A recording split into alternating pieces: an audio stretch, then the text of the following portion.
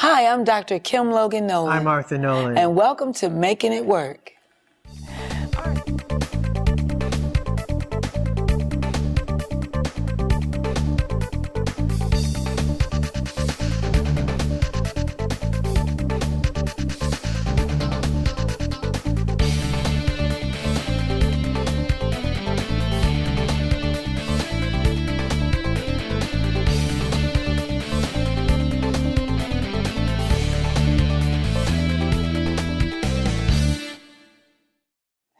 Arthur, when you think about someone who's gone the distance and then someone who has an undying commitment, and I'm talking about to parents, what does that say to you?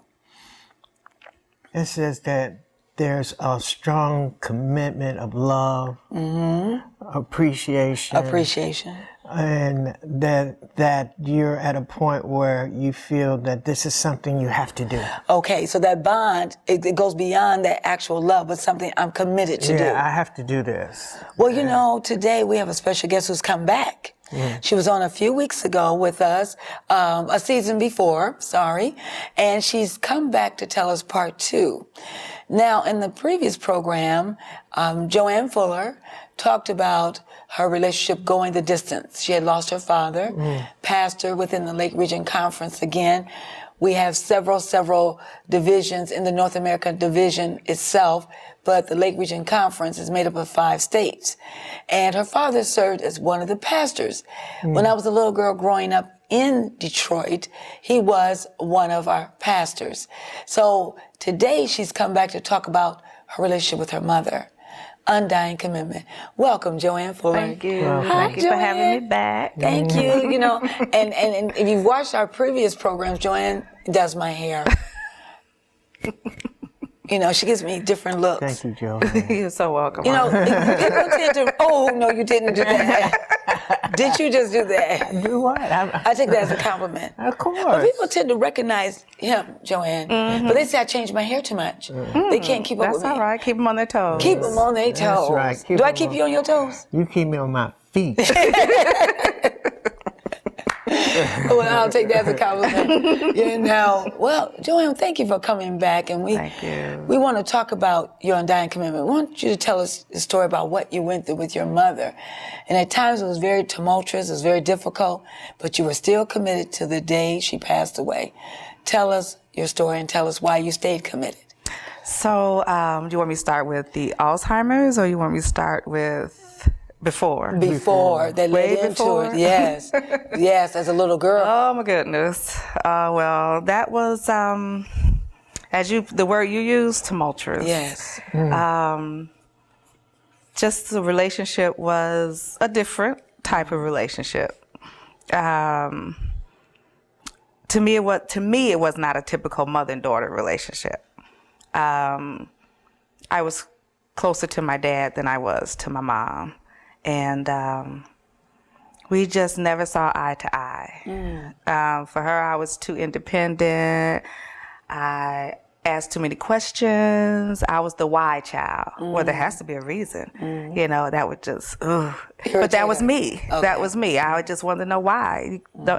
I was not the one, if you just tell me don't do it, but why? There has to be a reason why. So that really got under her skin. And she told me many a times, you are so independent. But I thought that's how they were trying to raise me, especially being the only girl.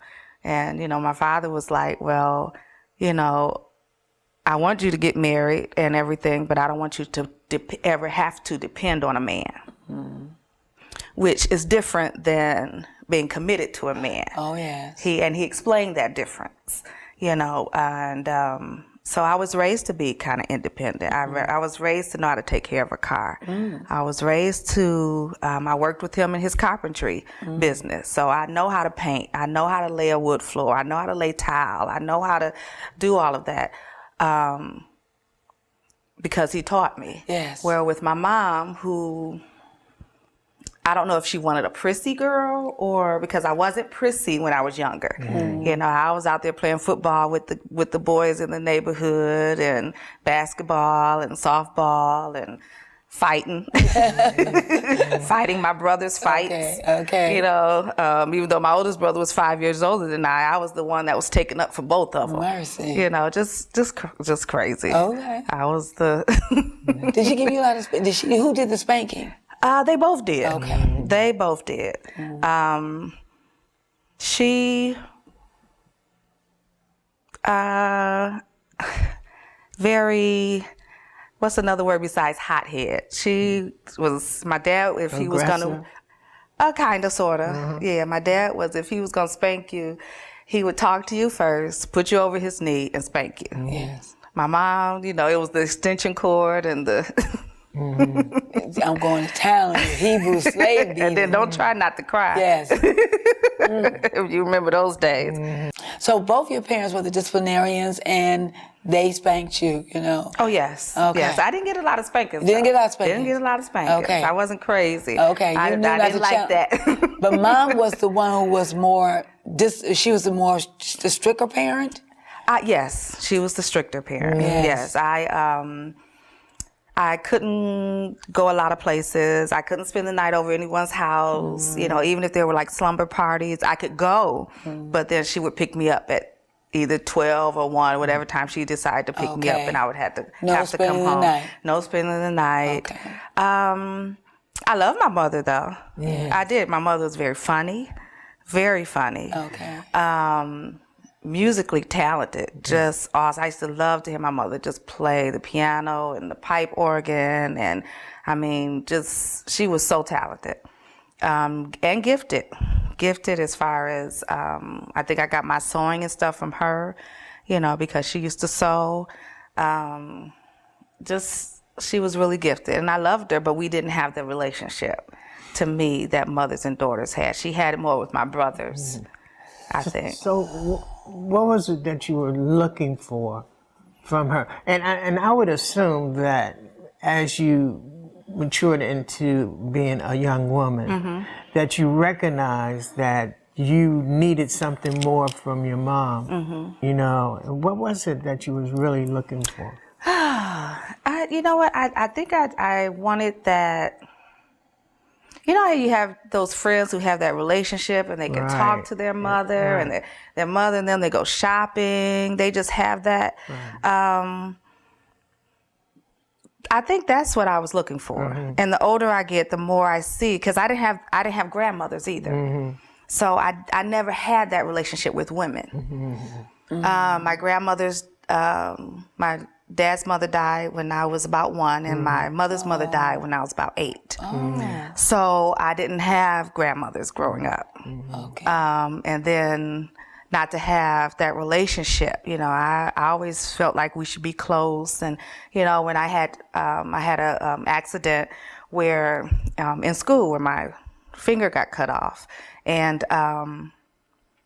you know, not really supportive, not really there. You know, my dad was there. My aunt was there, her baby sister, but wasn't there. Just she didn't show up.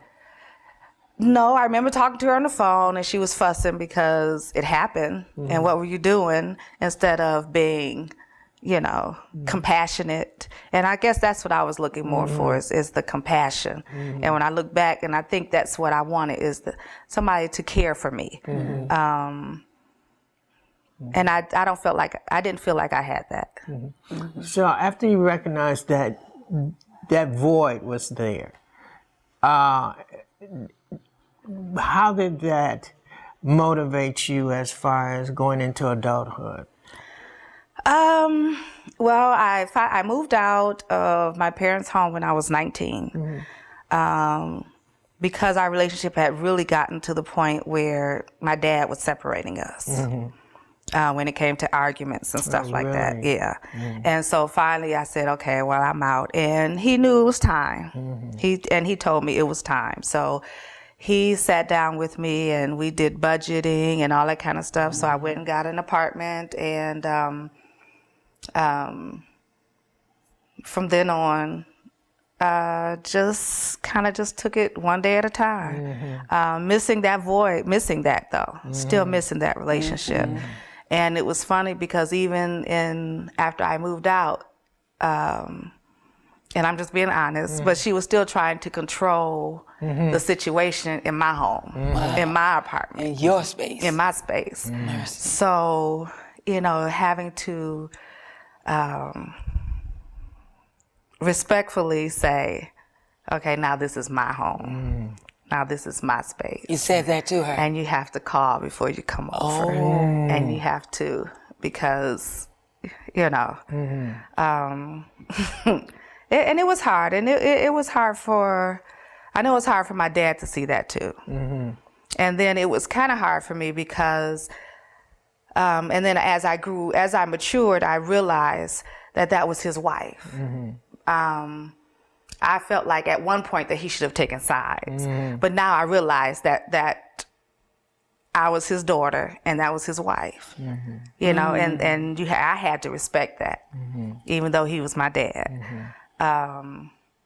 But it was still, there were periods of time when we didn't talk for a long time. Really? Oh yeah, it could have been 6 months, a year.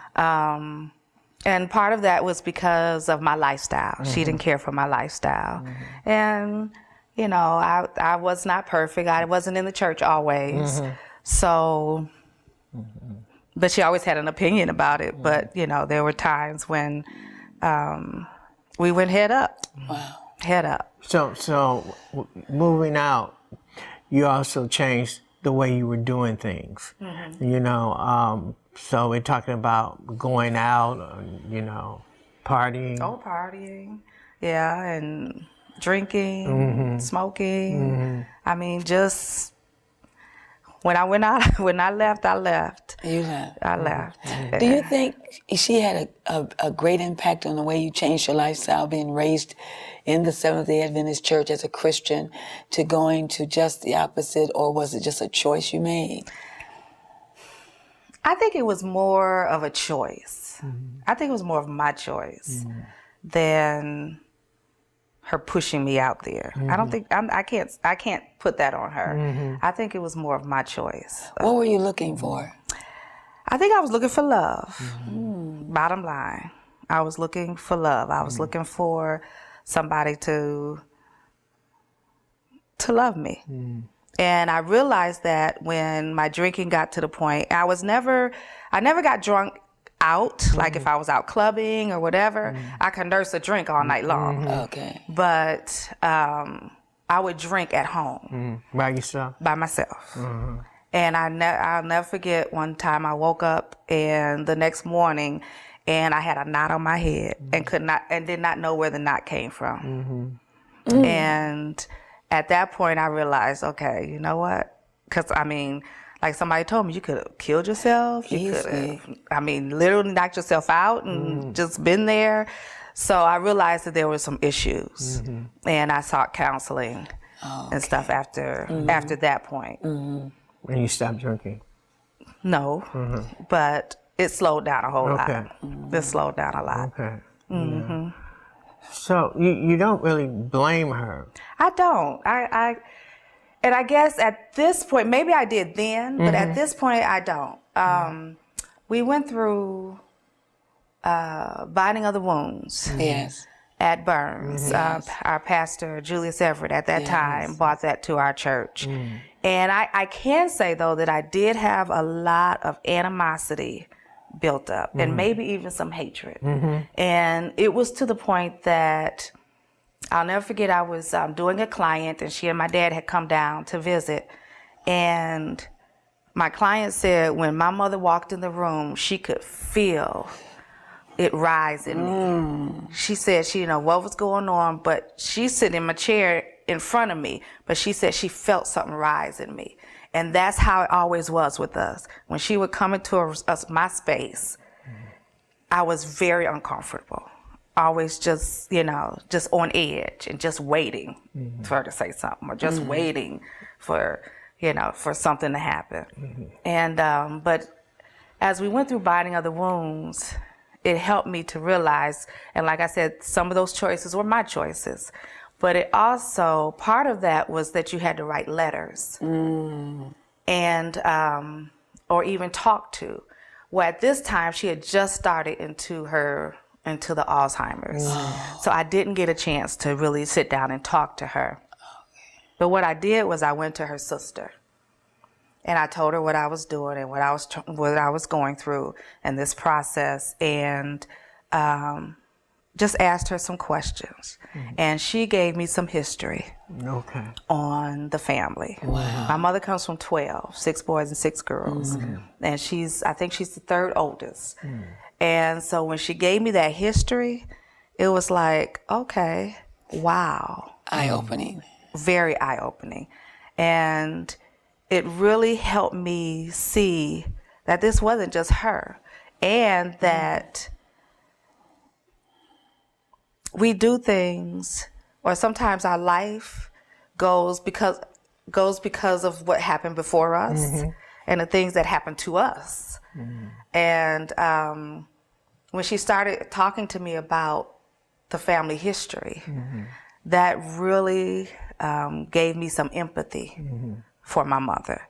And that's when things for me started to change towards her, because now I had an understanding that it's not that I felt like she hated me or didn't like girls.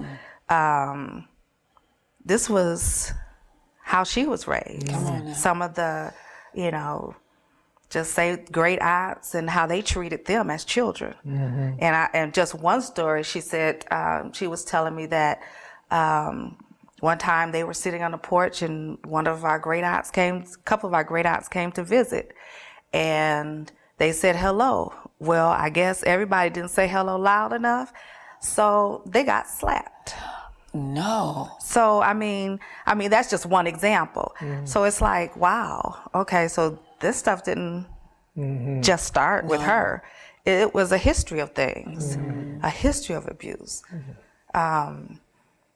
And that really, really caused me to really think, because I really did not like holding on to that. Right. I really didn't. Definitely. I don't like holding on to grudges. I don't like holding on to stuff. Right. And I really thank God for the Everetts for bringing that to Burns, because it helped. I know it helped me, and I know it helped some other people, but I know that if it wasn't for that, I probably would still be holding on to a lot of this. Praise God. But that really caused me to do a lot of soul searching and just asking God to help me to take it away, even though I couldn't talk to her and couldn't get some of the answers, but just help me. It helped to take a lot of that animosity and hatred away. When we talk about our different churches in our Seventh-day Adventist circle, Burns Seventh-day Adventist Church is where you and I grew up in Detroit, Michigan. And that's where you had the experience of binding the wounds with Pastor and Mrs. Everett, Dr. Everett. Let's talk about your son and his relationship with his grandmother. What was that like for him? Well, because they lived in Detroit, we lived in Detroit, and they lived in Chicago. It was different. And it's funny because grandparents treat their grandchildren so much nicer than they treat What is that? the stuff that we used to get in trouble for. They let them get away with it. It's like, what? So you're saying that, things that you did, you would have gotten whippings for it or punishment, but grandchildren, they get away with everything. Oh yes, oh yeah. She loves her grandchildren. She had 2 grandchildren, and she loved her grandchildren very much. So even during that time when you noticed that, she had a different relationship with the grandchildren, did you kind of reach out to her, or were you thinking this is the type of relationship I would have appreciated? And you know what? I maybe, but I think I thought because he was a boy, because I always thought she had issues with girls. And maybe it's because it was me. But because my mother also was a foster mother and been a foster mother for years. But most of the foster children that we had were boys. So I always thought it was an issue with girls. So maybe because he was a boy, but I never kept him away from them. And even we would go on cruises, and and my husband and I, Rick, and they would come down from Chicago and keep him while we were gone and get him ready for school and everything. So I never tried to keep them away because she really enjoyed her grandchildren. She really enjoyed them. Well, how did this impact you as a mother, being raised by, the mother that you had and her personality and raising your own child? Well, I'm more like my dad because I'm more laid back. Everybody says that. My mother used to even say that, you're just like your dad, But I really made a conscious effort with my son to talk to him and let him talk to me respectfully, but I did let him talk to me. He's 21 now. He'll be 22 in July. I can't even believe that. Little Ricky. Yes. Oh, man. But I always let him talk to me. And it's funny because I used to just listen, and when he was in grade school, high school, and I would just let him talk, and on the inside, you're like, what? You what? But I would just let him talk. He used to tell on himself all the time. All the time.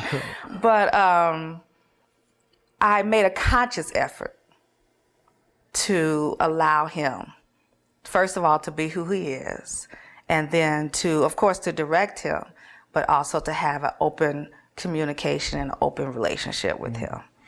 Do you, after Binding the Wounds, that program that you participated in Burns, do you see now like people that may have been in your position, families, young women or young girls that may be having difficulties with their family of origin? Are you drawn towards that? Or? You know what, I am, and it's funny. I have a few people now who are dealing with that, who, for some reason, always want to talk to me, and and I do share my experience with them, and even how I had to go within myself and ask God to help me get over this. Because you only have one mother, you only have one father. That's it. And I can't see going through the rest of my life with that built up.